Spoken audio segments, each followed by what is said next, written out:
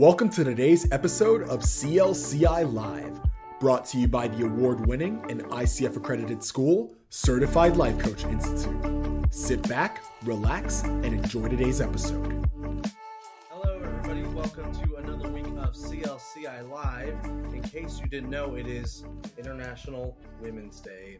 And for today's topic, we're going to be talking about why women are natural-born coaches. And we are also joined by Jen Long, certified life coach, and new certified life coach, and new team member to the Certified Life Coach Institute team. So, Jen, if you want to introduce yourself, just briefly tell us who you are, what you do, and how'd you like the class that you took with us. Yeah. Hi. Thank you so much for having me. I am joining CLCI as an administrative assistant, and I'm so excited to be part of this wonderful team. The class was amazing. The class was so much more than I had expected, and the class really caused more growth than I ever imagined. When I went into it, that was my intention, was growth, and I didn't even know how much growth was possible. The class was just exceeded all expectations I had, truly. So after that class, do you feel like a natural born coach? After that class, yeah, I do. I do feel like a natural born coach. Absolutely. Awesome. And that brings us, dovetails. Thank you for that, Anthony. Dovetails us nicely into our topic today. We briefly touched on it. It's International Women's Day. So we're here to celebrate women. We're also here to talk about why women are natural born coaches and sort of the qualities that maybe are, given to the female gender. I want to give us a big disclaimer as we move into this space, a big disclaimer. We're not saying men don't have these qualities in any way, shape, or form, but it's International Women's Day, so we're going to talk, and we're not going to say all women possess these qualities either. We'll go both ways with it. But what we will say, we're going to just be talking through what it is that makes coaching a natural born place for women. Quickly, though, while we're here, we can celebrate some awesome women. Lisa, who is our owner, is an amazing female business owner. So that's awesome. And then, speaking into that, Lisa, what qualities do you assign to a natural born coach that would be feminine, I guess you could say? Well, I hesitate to say feminine and only women, and I am recognizing how the title and the day is. I think one needs to have compassion, and typically we find our compassion kind of easily, I guess I would say. I think we have the ability to navigate a peaceful space. That is not to say all women are peaceful and to say men aren't, or any particular individual. Peaceful. What did you say there, Anthony? I said Brooke is definitely not peaceful. How am I not peaceful? Oh my goodness. I am like Dictator, the big gives orders. Oh well, yeah, but there's Keeps us down. a difference between peace. I guess it's how you define peace. Yeah. Well, that's Negotiators really tend to be good at negotiating. There we go. Oh, women. I think so I'm looking at statistics. I promised I would come here armed with statistics, so we didn't look like we were just making giant presumptions about things. And so there was a big study done of 750 workplaces, a ton of people. And one of the qualities I think that is really assigned to women is empathy and the ability to empathize. And this is a study that was done. And they asked, when you look at women and your managers, as opposed to male to female managers, who is more capable, who demonstrates the ability to empathize? And I'm looking for the statistics now. It was found that women are definitely exponentially more inclined to be empathetic in the workplace than men. Again, not saying all men are this way. It's just the finding of this study that was done in 2020 from 2016 to 2021.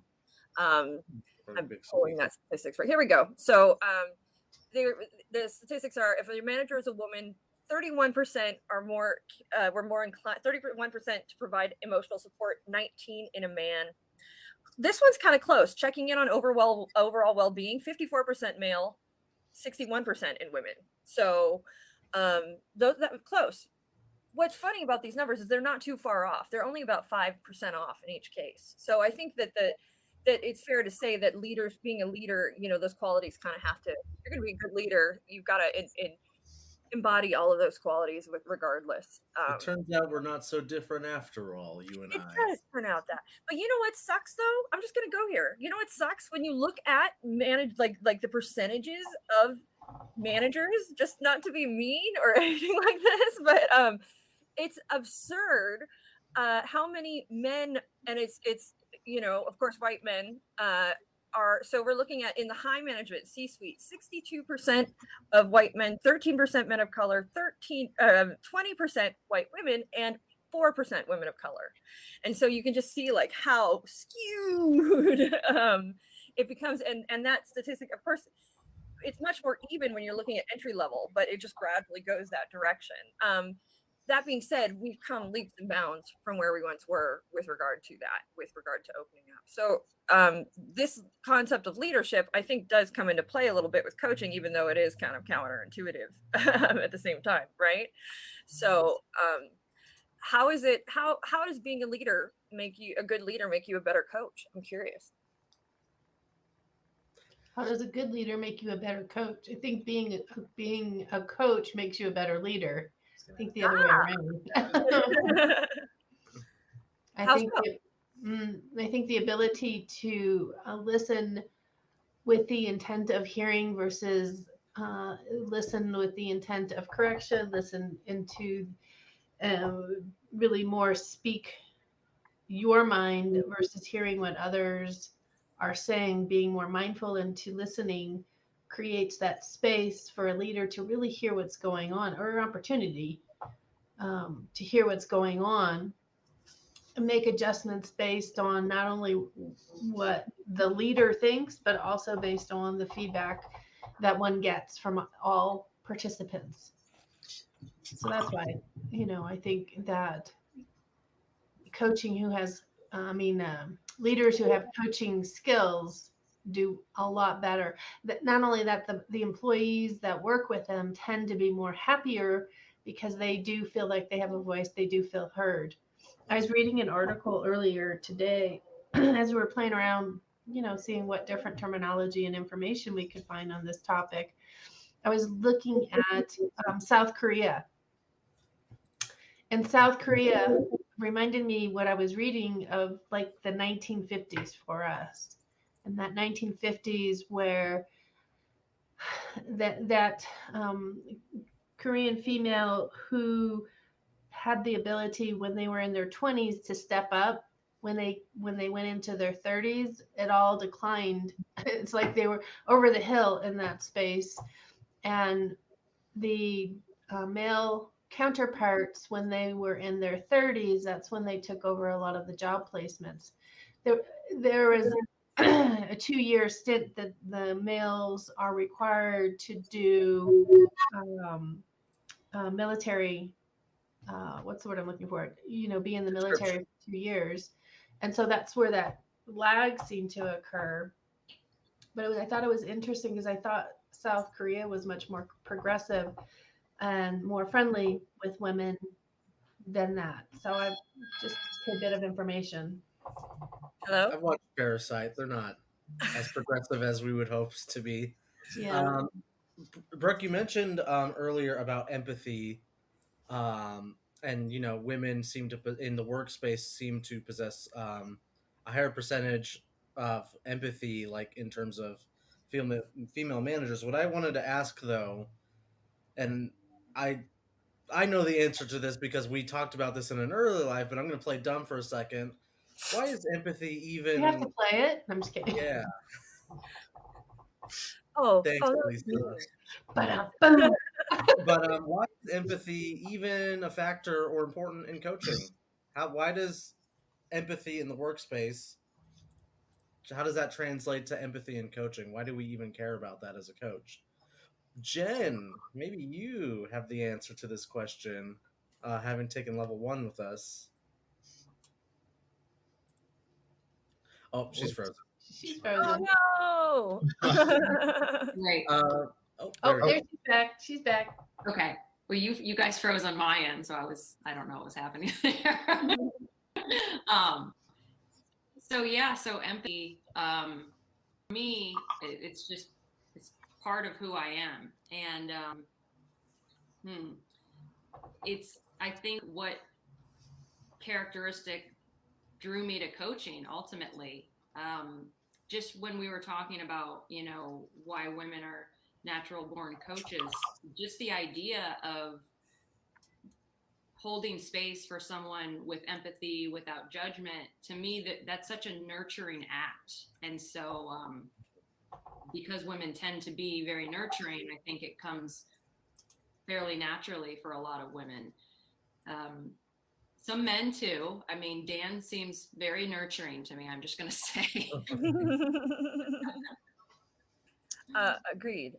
Actually, I think that is something, a part of Dan that comes naturally, that he has also embraced, that sort of nurturing, being unafraid to embrace maybe the things that the macho man would be scared to embrace, and that's what's kind of amazing about Dan. So, I think that's why a lot of the ladies like him in the class. Ladies love Daniel, Alexa. He's empathetic. It is. That's true. I mean, that's this empathy thing. This concept of empathy it's very. I mean, it's critical. And in business, and being a leader myself, and being somebody, you get a lot further when you're able to sort of be in the shoes of the person that you're leading or that you're working with, and being able to relate to them instead of just barking orders. I don't think anybody gets very far doing that for very long. And that is absolutely a quality of a coach, is us being able to put ourselves in the shoes of others. And for one reason or another, it's something I think that's been nurtured in the feminine side. It's been much more encouraged, I guess you could say, and allowed, where it's less maybe so on depending on the culture, but in on the male side of things. And that is why that characteristic is assigned to women. Again, not saying that it's not something a man is capable of being and or doing. We have many that do. So I think it's still interesting today. We're all trying to be this gender language and have gender, where we're not assigning gender. But when we talk about the softer skills, we still assign it to more feminine qualities versus all people, having that quality. So I think that's kind of interesting today, as still part of the standard language that we do. Well, and that's the one thing within this topic, what we cannot escape is gender and the conversation of gender. I think a big part of International Women's Day is escaping gender bias and letting go of gender bias, and the experience of gender bias, and realizing that as a woman, we are fully capable of doing any and everything a man is doing, or a man can do, maybe apart from standing up and peeing in the snow and writing my name on things. That would take some real skills on my part. Learn, who knows? Yeah, Jerome, we got that covered. But beyond that, and maybe some upper body strength in my case, but there is most things we are capable of doing, and sometimes we excel, depending on the woman, of course, in the spaces that maybe a man would be less inclined to excel. But that, again, doesn't mean that this is a blanket thing. But the concept of gender is an interesting thing. I don't think that we will ever escape gender entirely. I think gender is a part of us. It's gender bias, I think, that we want to escape, right? Mm-hmm. Yeah, because go on, Jerome. I was just going to say, speaking of things that we can't escape, I'm sure we'll touch on it, or we plan to touch on it. But it's coming up for me right now. Is I know in the coaching space, I'm not sure of the exact statistic, but Brooke, maybe you have it handy. Um, I think there's somewhere around 80% of life coaches are women. We are the dominating life coach. gonna- Yeah, I can pull that statistic. I I absolutely was can. gonna say, literally, I see this every single day when I run the registration. So, like, I'm constantly seeing this. Most of the people who sign up for class and who become life coaches are women, or identify as such. And then maybe, I don't know, 20%. Would you say that's a fair number? 20% is men, or You're close. I'll give you the exact statistic. yeah. Just a few minutes to pull it up, and I will get that for you guys. Are you looking at our statistics or the statistics I'm in gonna pull up general? the ICF Yeah. survey. Yeah, so that's where I'll pull that from. And that was, I don't have an answer to this, but I'm wondering, why is it that women are more drawn to Ladies, life coaching as opposed to men? Ladies. ladies. I think people think that this is a soft skill, which tends to be that feminine side of things. So that soft skill where we are listening, where we're growing with our client. But honestly, when we just take it out into the real world, it's also sales. Yeah. When you're having a good salesperson, they're encompassing a lot of these skills, if not all of them. I see your head shaking, Jerome. What are you saying? Mm-hmm. Well, I was agreeing with the fact that it's definitely, not just soft skills here, because as a coach, you're still going to be expected to go out and execute as far as a marketer is concerned, whether that is online or, if that's somewhere you're doing local marketing, you're still expected to execute if you're intending to attain clients. So I would have to agree that overall, it's something that isn't necessarily considered a soft skill as far as coaching is concerned. Well, I think even in the teaching realm, when you're teachers, I think the still high percentage is female, in that field as well. Again, it also, in that field, it doesn't pay typically what one wants to earn when you're out. Mm-hmm. I was going to say the real world, but it's not a pretend world either. So, ICF did not go into ICF did not check gender. Oh wait, here we go. Age demographics. Maybe we got it here. I was like, gender. Here it is. Okay, so we're looking at, and this might surprise you actually. So depending on what generation we're looking in here, you're looking at millennials completely equal, male to female. Boom. Generation Xers, women are 54%, men are 45%, baby boomers 36%, women are males 43%. So it's just that we're special and we just draw in women apparently here. My question is then, are those accredited coaches with ICF, or are they ICF accredited coaches? Yes, those are. So those are. Well, I'm not sure if it's. Let me look again. Let's see if it's. So this is by definition gender. 2008 respondents, gender fluid. The majority of coach practitioners, 70.3% said they were female, with 29.5% being male, 0.2% being gender neutral. Due to the low base number of reporting as gender neutral fluid, that you can't necessarily factor that in.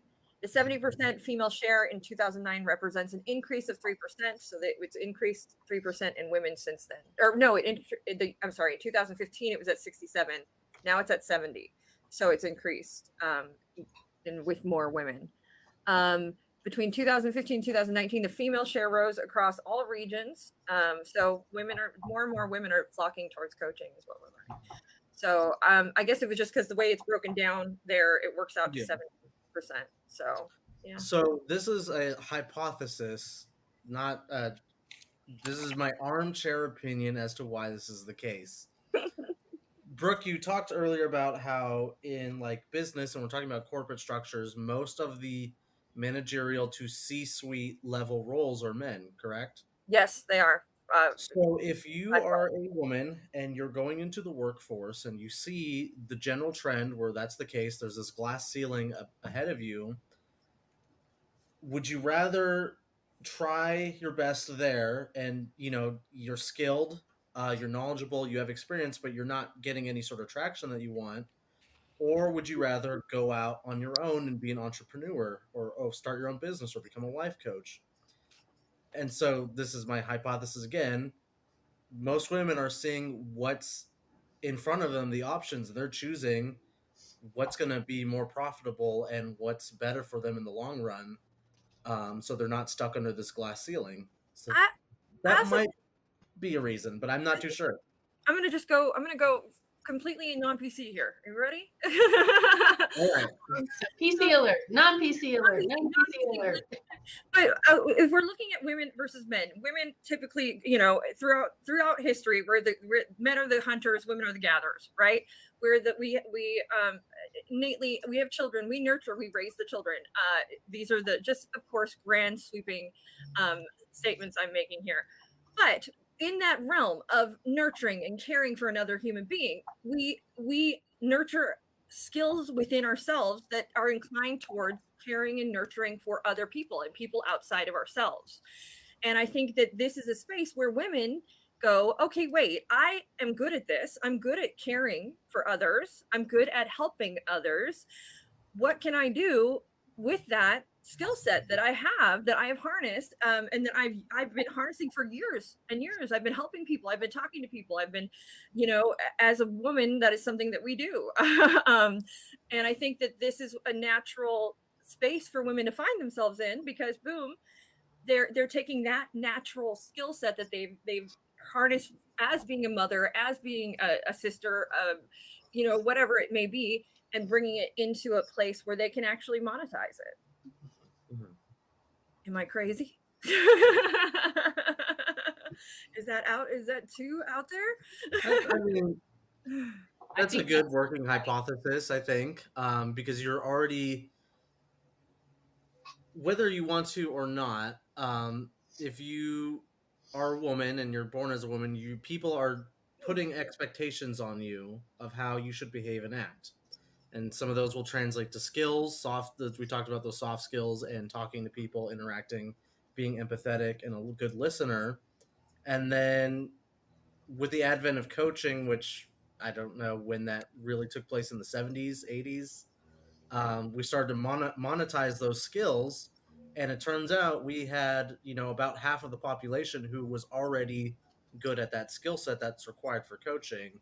The ICF just sort of stratified it and made it, Well, then they codified it, what skills you need, but it seems like people are already ready to be coaches. Yes, Brooke, sorry. We told them to throw out half of that skill set, if not more, because you're not going to be giving advice. And then, really quick, I just want to, and this is something we forgot to say at the beginning of this. If you're watching, please participate. We want to hear from you. Go ahead and drop anything in the comments, and we will put it up here. We will talk to you, and we will address your questions or concerns. So we have an awesome question here. You can only see part of it on this, so I'm just going to go ahead and read it for you guys. Unfortunately, I have to hide it when I read it so that I can read the whole thing. I just received my MCLC for CLCI. All the facilitators in levels 1 and 2 were men, but at no point did I feel they were not relatable to me as a 64-year-old woman. I guess I have the reverse question. What drives men to life coach, or draws men to life coaching? Is there a common factor? Fellas? I think so. I think so. I've had a handful of jobs, and CLCI is one of the spaces where I feel most comfortable because of that empathetic factor that kind of comes along with being a coach. I was raised around a bunch of women, so you better learn to be empathetic. You better learn to listen. Otherwise, it's not going to be a very nice upbringing for you. How many sisters do you have, Jerome? How many sisters? 4 sisters. Four sisters. Yeah. Huge family, so I have pretty much an extended amount of sisters in the form of my cousins, so they were always around as well. So it was pretty much required of me to learn empathy, because I pretty much would have just been ganged up on and not had a great time growing up. So I learned to listen and learned to be empathetic. So I think that is a common factor when it comes to being drawn to life coaching as a male. Anthony? So I'm a bit of an outlier when it comes to life coaching. I didn't come into this as a life coach, much in the way a lot of our facilitators did. They would probably answer this question a lot better than I would. I came into this sort of in the business background, doing the writing, and then, getting eased into life coaching, even though Lisa and Brooke had to drag me kicking and screaming almost into it. But I'm actually doing the coaching. So, to actually answer the question, what draws men to life coaching? If I had to make a big generalization here, which I probably am, I think men in general, like, we're taught, and this is society sort of reinforcing this, that we're taught to be independent and we got to go on our own.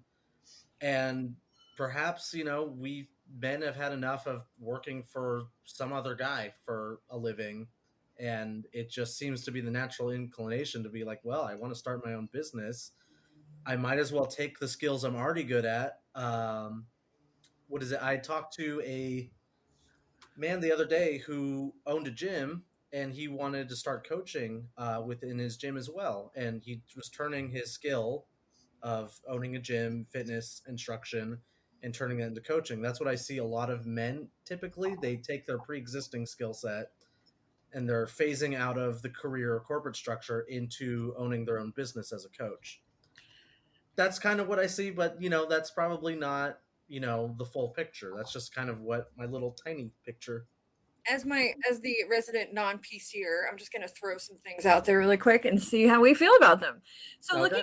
looking at there's some big name coaches out there, big name coaches that are men. I'd say actually a great deal. Many of the highest paid coaches are male.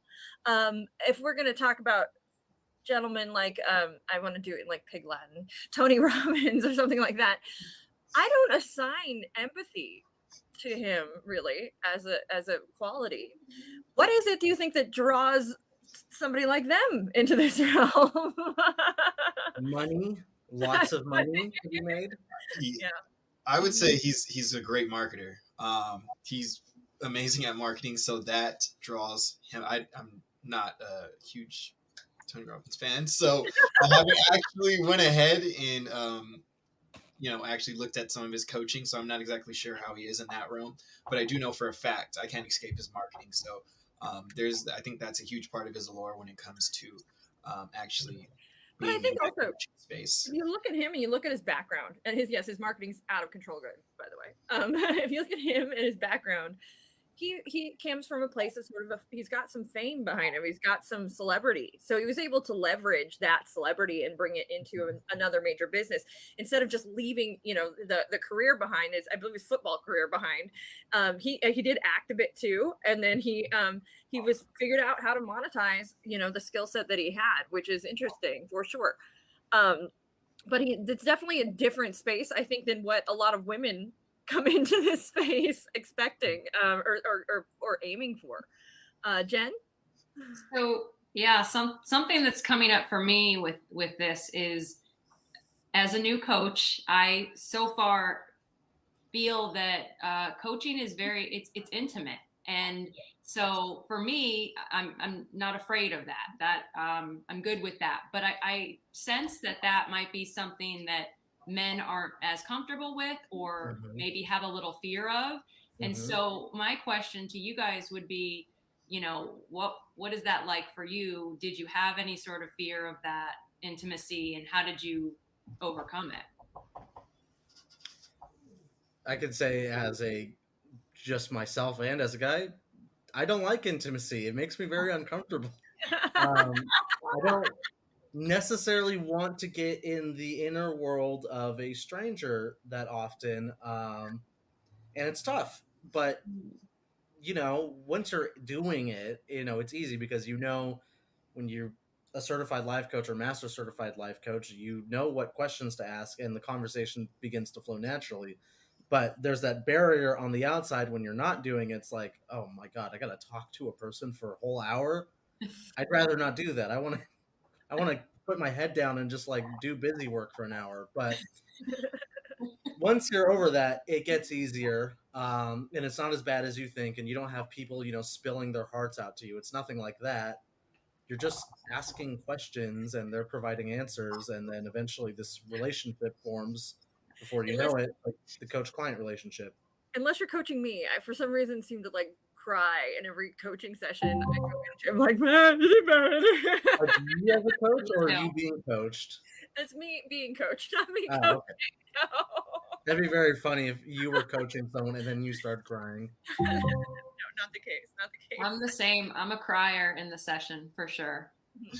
It's good healing. It is. It's like a safe space where I'm able to just sort of like tap into those, especially again as a woman who's a leader, that like I think Lisa can attest to this. We compartmentalize. We know we've got things got to get done, so we got to set this here. We got to move here. We got to and we got to move through that emotion. So when you get into that safe space where you're able to actually like feel, and like sometimes the waterworks come flowing. I'm very bright right now because I'm looking up things on Google, but this also links into mental health as well. When we're talking about coaching, and if we're bringing therapy into this as well, it seems to be more women are open to being coached and going to therapy and doing those sort of things than men are by a long shot, it seems. Well, and that's because of I think of constructs that have been in our society for a long time, where men are supposed to embody the gender of being this sort of closed off, unemotional, I go to work and I handle business. And where women are allowed to be the criers. I mean, if you look at Hysteria, and or the which is just total, it's silliness, because again, men feel, women feel, but we've taught ourselves, men, to stuff it down, and said, women, it's okay if you do that. For a second, I want to hypothesize that that's going to shift drastically over the coming years, just because even with that statistic you brought up earlier, Brooke, amongst millennials, how it's pretty split on men and women as far as coaches are concerned. I think us as a society, I think we're trying to push past that societal expectation that men don't have feelings and you should just, go home and, wake up the next morning and pick up your lunch pail and go to work. That I think we're trying to push past that. And I think a huge reason because of that is because the internet. I think we all have a much easier means of actually expressing how we genuinely feel, as opposed to, again, just kind of coming off of societal expectations and maneuvering based off of that. So we do have a question in the chat. I'm going to pull up the statistic on that right now, but I'm almost in the space that you're speaking of, this sort of business coaching space. Of course, they're probably going to be more men because, like we just said, C-suite, 61% are male. So it's the percentage of females being coached in that space is going to be significantly less because there's a significantly less amount of females in that particular space. But I'll pull up the exact statistic of who is being coached and as to what gender, and just give me a moment. In the meantime, you guys, talk it up. Have some fun. I'm just gonna get this out there. I'm pulling a lot of this out of my ass. Okay, I did not do the prep work with the therapy one. I did look that up. It was a 24% for women and 13% for men. Coaching, that one's being pulled out of my ass. But you make a good point, Ronnie, with men getting executive coaching, and the reason why is because most executives are men. I don't know where that, because there's the whole other sphere of coaching we're not talking about, such as transformational coaching or fitness wellness coaching, spiritual coaching. I don't know about any of the statistics. I think it's also fair to mention that that those areas of coaching are growing. Where coaching began in an executive space, that is really where a large amount of coaching the roots of coaching sort of fell, is in that executive space. Even ICF originally was much more executive based, but it's come to find out. I think it's still very executive based. I think it is starting to invite other opportunities, and part of that reason, I think that direction and uphill is that they wanted to really make sure we weren't crossing over into licensed practitioner sides of things. Okay, so here are our statistics. Among female coach practitioners, 62% of clients are also female. Boom! Compared with 46% of clients where the coach practitioner was male. So that's the same sex, sort of, they're coaching one another. Let's see, the majority of coaching clients are female, ranging from 60% in North America to 57%. in on average, an average of 57%. And then among coach practitioners with the specialty, females account for 52% of clients compared to, or this is among coach practitioners with a business specialty. Females still account for 52% of clients compared with 67% among the non-business specialties. So still, women are still, bringing up the majority, even in those business spaces, which is exciting. I mean, that's awesome. What do you think that is? Why do you think it is? I mean, again, I think we touched on it a little. Women are more inclined. We're allowed to, right? That's really what it comes down to. We're allowed to. So I mean, there's no shame there for us. But there, for some reason, you men. Yeah. So there's that, that bias towards that, where it seems like if a woman is going through the steps of doing it, it's empowering. If a guy goes through those steps, they're admitting defeat. That's what it seems like. And that's really, really tough for men to admit that they need help and that they're not doing what they need to do. And I believe we talked about this in a different live where we're trying to reframe. It's not admitting defeat to get coaching. It's you're taking the necessary steps to go to the next level is what it really is. But there is that, mindset that if you're asking for help and you're going to a third party for assistance for something, that's almost admitting defeat. And it's not very pleasant for a lot of guys, and they can't really handle that and then go to coaching or whatever other services they may need.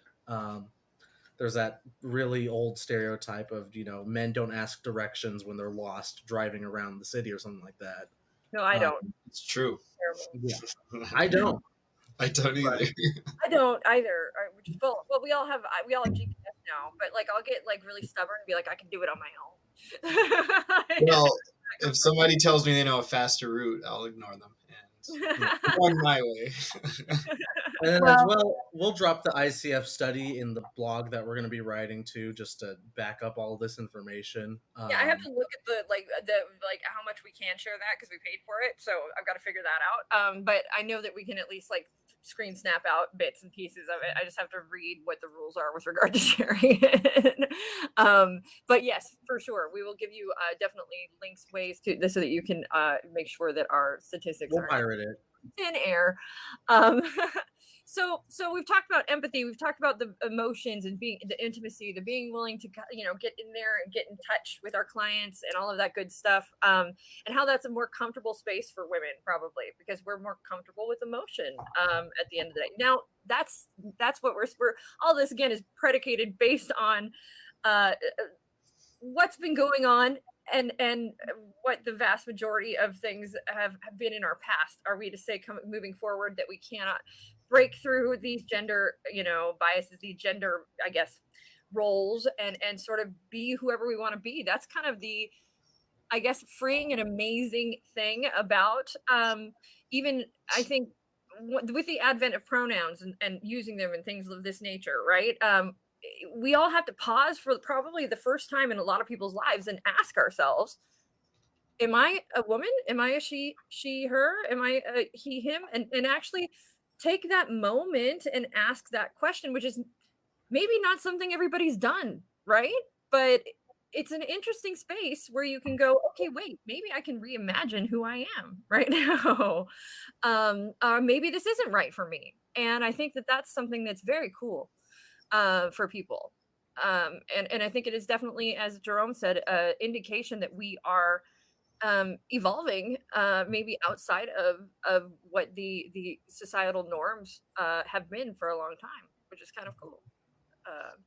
I know as a woman, I have felt glass ceilings, and there have been boys clubs I have not been able to get into, and it has frustrated me. Like I've wanted to, and there have been rooms I walked into where I was immediately, you are a woman, so you're going to be treated like a woman, and it was so always frustrating because I'm Brooke. When I walk into a room, I'm Brooke. Yes, Brooke is a woman, but at the same time, I'm Brooke, and I've got things to contribute, even if I am a woman. So we talked last week about the ego, and had eventually gone to a conversation about the self and how people construct their beliefs about themselves and what that's predicated on. And I'm going to try to keep this conversation in a Good luck. little box because it could Good luck. go out there pretty quickly. But what seems to be the trend now is that people are seeing that a lot of what they thought was foundational things about themselves that are essential qualities of their human being, such as being a woman or being a man, those predicates were given to them. They're not innate, which this might anger some viewers, but they're probably not innate, fixed qualities of a person. So what that means is that you get to decide how you want to act, what gender roles and behaviors you want to take in, throw out, who cares? And you know, we're talking about women here, but that, includes a lot of people who choose to be women later in their lives. And maybe you were always a woman, you always felt like you're a woman and it's continual.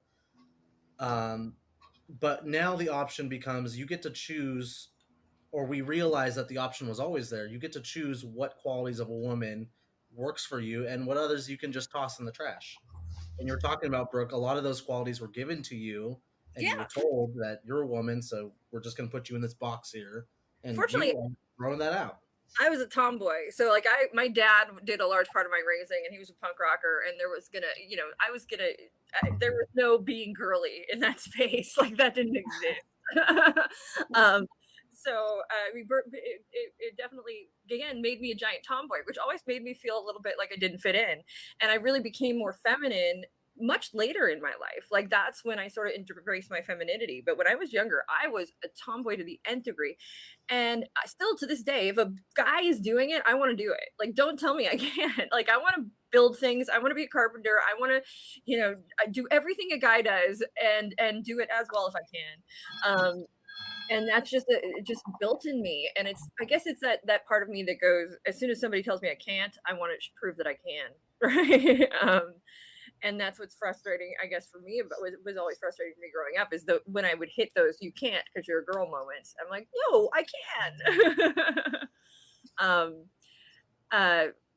Really quick too, I wanted to, while you were talking, Anthony, I once went on which I do, go in these like crazy research, rabbit holes, and I was researching why it is that astrology it's so like out there and people actually embody the aspects of their astrological signs. Now, for those of you who hold tight to this, I'm not saying it doesn't exist, but for me, I was a skeptic. So I was like, why do people embody these things if maybe it's not real? And there's been studies done where we are who we say we are, or who we are. I'm sorry, we are who we are told we are.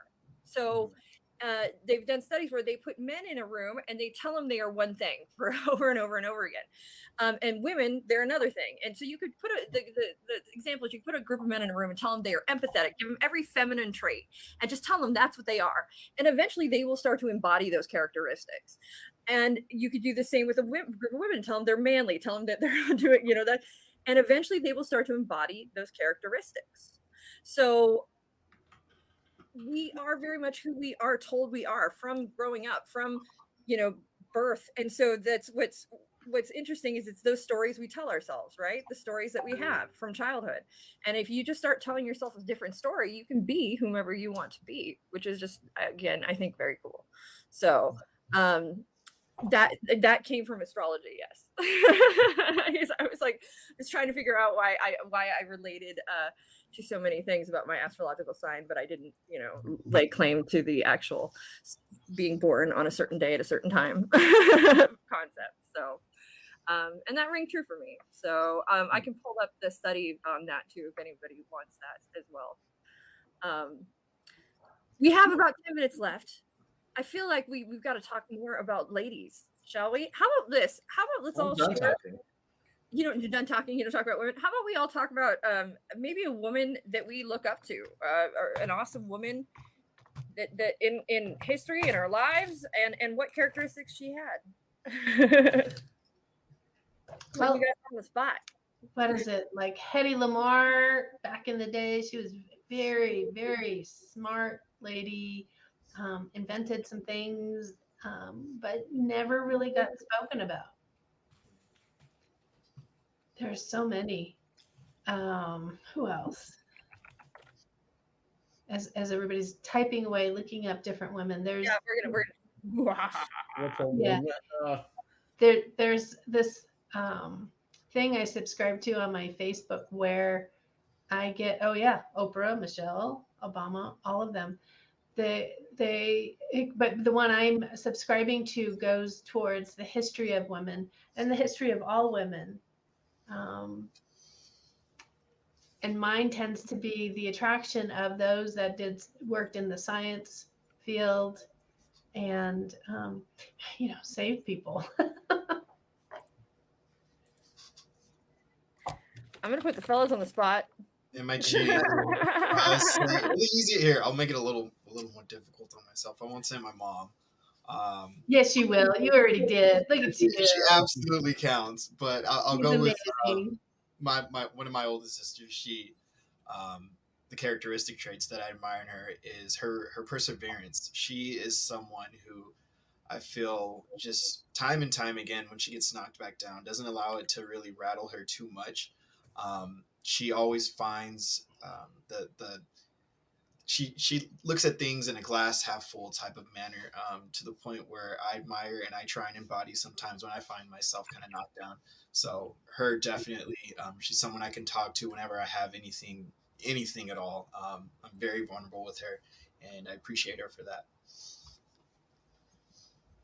Is it? I was gonna say, is it kissing ass if I say Brooke and Lisa? I'll skip over that then.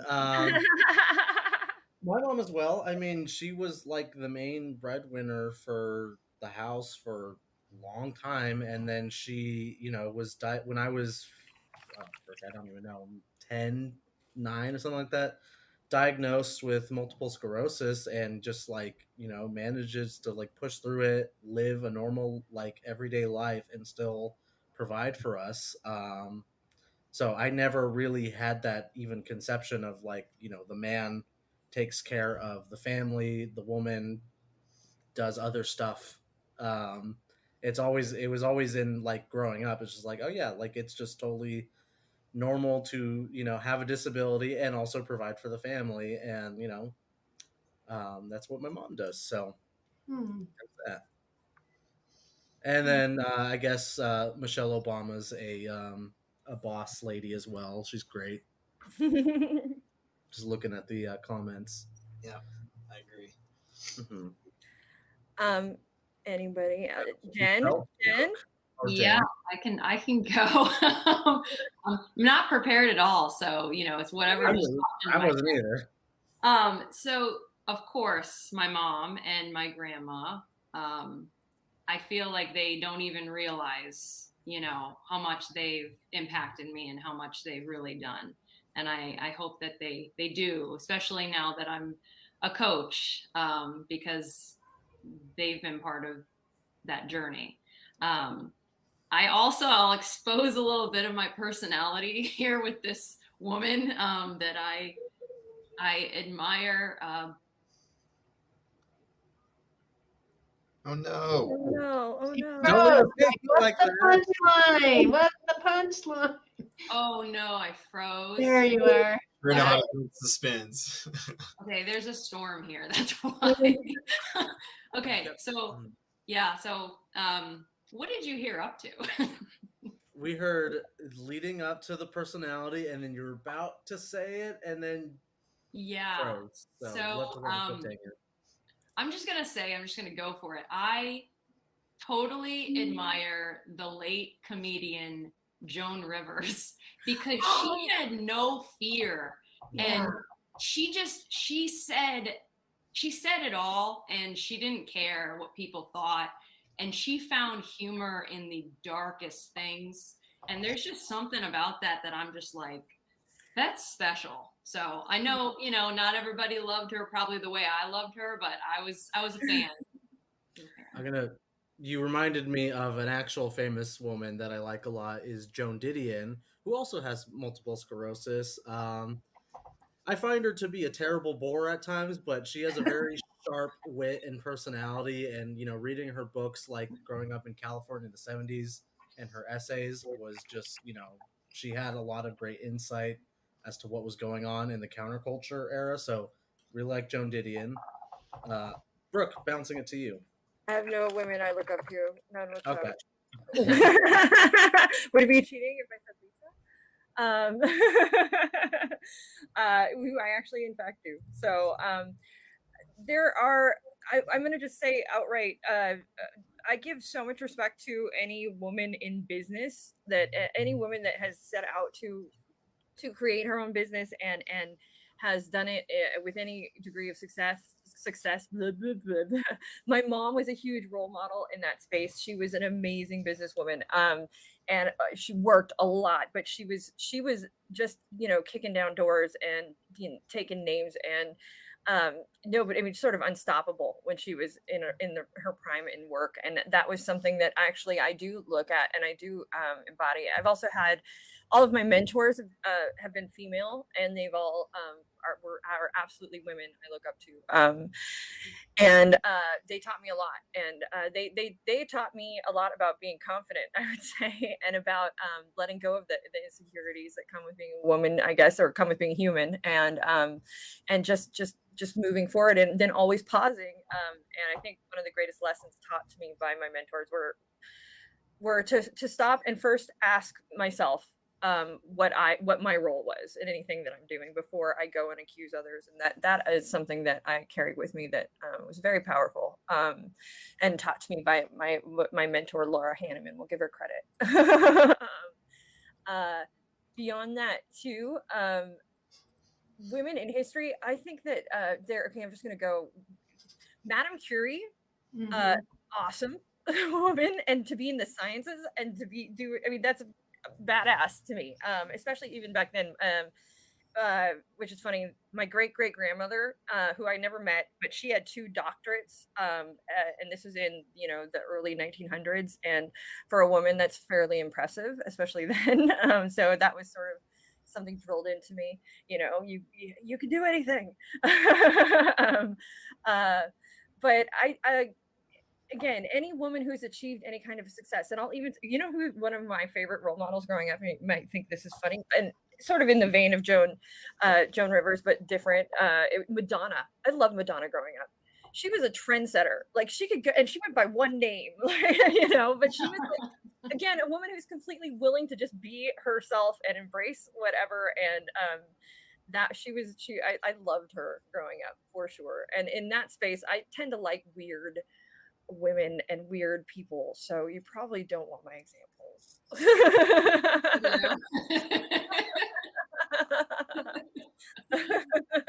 Weird is subjective. Yes, that's true, and we're all weird, aren't we? Yeah, we are. Oh, it says share. Also, what has always blown my mind, and I've been like, why did this ever go away? Queens. There have been queens, like women who have ruled entire nations as queen and done an amazing job. I mean, as far, but you look at even in ancient Egypt. So at what point did we get rid of that? like at what point? There's still Queen Elizabeth. She's still fucking. But in America, it's just not like, that's not going to happen. No, so we don't like monarchs. We describe men as kings and women as queens. There is that. I myself am a short king. I'll take on that role, and you're all queens too, including me. Queens and girl bosses all around. Something I just realized, if I can add in here, I just realized that CLCI is actually male dominated. That I'm only. It wasn't always that way. When I joined, it was definitely female. It was just me and Lisa. Wow. Yeah. Well, it's female dominated in the sense that it's women running the business. It's male dominated in that we're the little peons being moved around the chessboard. Now I know what to call you, a peon. Yeah, peon. Never knew. Cretin. I like Cretin. That's a good one.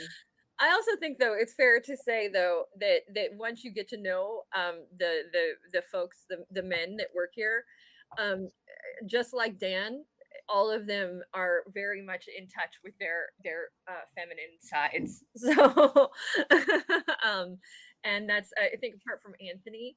Um 100% man. um, I can't even take him seriously right now. All right, so let's final thoughts, everybody. Women, you get to decide, what part of being a woman works for you. You get to decide what part of it, that society puts on you that you get to throw out the door and never look at again. Embrace that. And I think men, as coaches too, going into coaching, embrace your feminine qualities. And you don't have to give up your masculinity, as a trade-off. There's a lot to gain and learn from women going into coaching because, they've got way more experience and there's a lot more women doing coaching than us fellas. So we got a lot to learn. End of thought. I just read a really interesting statistic, by the way. This is from Harvard Business Review, and it's about self-confidence and how it's interesting. When you're looking at men and women in their 20s, the women are definitely less confident than men. But as that scale goes up, and once you get to 60, women are significantly more confident than men are overall, which is interesting. Like it's like it crisscrosses, and I just wonder why that is. But I just was like, wow, that's very interesting. I thought I'd share. Women just have a steady climb of getting more. I think that what happens at some point are give a breaks. We don't care anymore. We're doing it. We are who we are. Is it on the flip end of that, men realize that they actually do care? We just crash and burn. So 50 or 60 years, just like living life with the blinders on, and then we realize, oh crap, I'm an old man now, and then we just tank. So we got that to look forward to, Jerome. I'll be ready for it while it lasts. Oh, that's funny. Final thoughts for me. I just want to say Happy International Women's Day to all of our alumni, to the mothers of all of our alumni, female alumni, I should say, and the mothers of all of our alumni, and to our beautiful women of CLCI. So thank you guys, and that's all I have there in thought there. Lisa? Oops. Or me? I appreciate the women' strength and courage. Apparently, I'm getting emotional here. Strength and courage to create breakthroughs and not accept, someone else's opinion of them, that they can break through and become who they want and who they were meant to be. Encourage all, not just women, but everyone, to follow those kinds of leads. Become who you're meant to be. Follow your heart, follow your instincts. Continue to learn and grow in this space of, just who you were meant to be, not who you were told to be. Jen, final thoughts? Final thoughts. Yes, women are definitely natural born coaches, and they are so needed in this world. And women just lean into their natural gifts and inject more love and healing into the world. We need it. Agreed. And with my final thoughts, I would just like to say, women support other women. Men support other women. Everybody support women, because a big part of what International Women's Day is about is getting rid of those biases, getting rid of the stereotypes, getting rid of the discrimination, and opening the doors up for future generations of women to thrive. And that how is that done? That is done by being supportive of one another, and by encouraging one another, and not making it a competition, but making it a space where we lift one another up, and celebrate the successes of others, and actually even be there to help them be successful. And that's what a coach does, right? At the end of the day, we help people find their success. We help people, get on the road to get what they want out of life. And if we took those qualities of a coach and we applied them to the world, imagine what a very cool space it would be. So those are my final thoughts. Thank you guys out there for watching. We're going to go ahead and wrap up and say goodbye. Until next week, we'll be back here next week at 4:00. We'll see you guys all then. Make sure you check out Certified Life Coach Institute. We certified life coaches in 3 days. Hey everyone, thanks for tuning in to today's episode. Once again, this is brought to you by Certified Life Coach Institute. We're an ICF accredited school who certifies our life coaches in 3-day online intensive courses.